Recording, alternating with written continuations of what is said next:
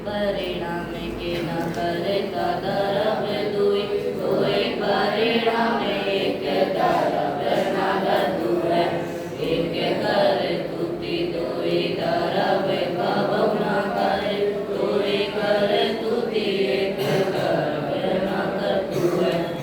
ओम महावीराय नमः। यहाँ पर उपस्थित आदरणीय अध्यक्ष महोदय, आदरणीय निर्णायक महोदय, विशिष्ट अतिथि एवं सभा में उपस्थित सभी भावी सिद्धों को मेरा सादर सम्यक दर्शन में प्रणाम।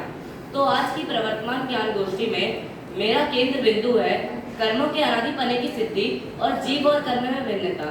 तो सर्वप्रथम जीव और कर्म के संबंध अनादि से है, क्या यह बात आगम प्रमाण से सिद्ध है?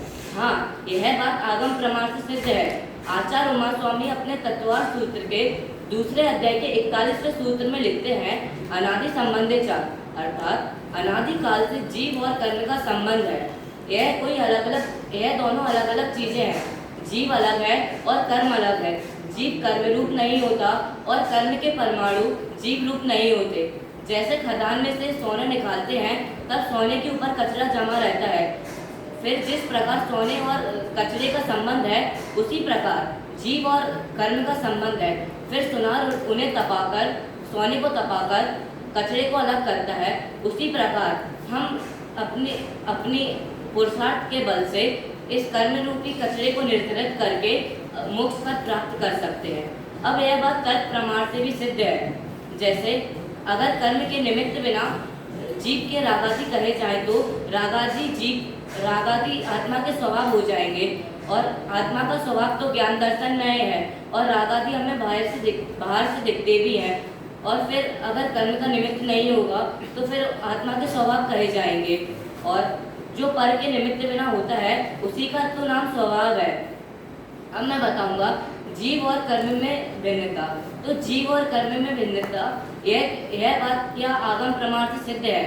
तो स्वयं सिद्धांत यह गौमर साल की दूसरी गाथा का अंश है। इसमें इसका अर्थ कुछ इस प्रकार है, जीव और कर्म स्वतंत्र हैं, स्वयं सिद्ध हैं और भिन्न हैं। इस प्रकार यह बात आगम प्रमाण से सिद्ध है। अब मैं बताऊंगा कि जीव और कर्म के बंध से हमारा क्या, जीव और कर्म के बंध से क्या तात्पर्य है?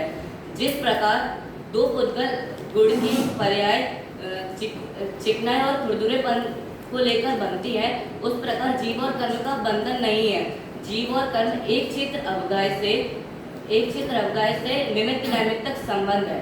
और अमूर्तिक आत्मा से मूर्तिक कर्म का बंधन कैसे हो सकता है? माना कि अमूर्तिक का बंध था और मूर्तिक का बंध था, लेकिन अमूर्तिक से मूर्तिक का बंध कैसे हो सकता है?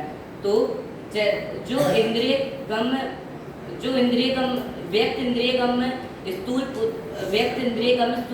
पुद्गल और जो व्यक्त इंद्रिय गम नहीं है ऐसा सूक्ष्म पुद्गल, उन दोनों का बंध होना मानते हैं। उसी प्रकार जो इंद्रिय गम होने योग्य नहीं है ऐसे अमूर्तिक आत्मा और जो इंद्रिय गम होने योग्य है ऐसा मूर्तिक कर्म, इन दोनों का बंध होना मानना, और इसमें कुछ विरोध नहीं है। इसके बाद जीव और कर्म अनादि से साथ रहते आए, यह कैसे है? तो जिस प्रकार दूध और पानी, दूध में पानी मिला रहता है पर हमें उनका जैसा संबंध होता है, और दाने और उसका छिलका, और इसी प्रकार जीव और कर्म अनादि से साथ रहते आए। अब मैं अंत में बस इतना ही कहना चाहूँगा कि हम सभी जीव और कर्म का स्वरूप पहचान कर अपने पुरुषार्थ के बल से मोक्ष पद की प्राप्ति करें। इसी मंगल भावना से मैं अपनी वाणी को विराम देता हूँ। जय श्री।